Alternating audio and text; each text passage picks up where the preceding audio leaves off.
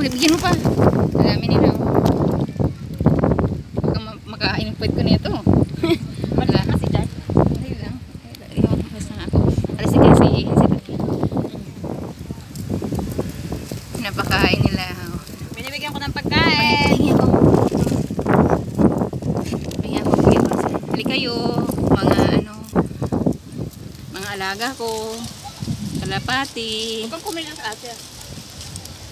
Frozen kasi frozen. Kasi pag kumilos ka, alis yan sila. Sige, lapit kayo. Pati yung iba, oh, ang dami nila.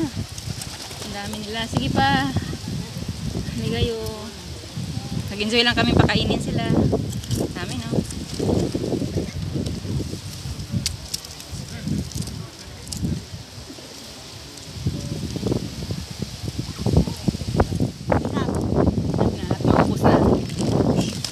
Ay, huwag mo alisin. Bayaan mo muna silang maubos sa pagkain.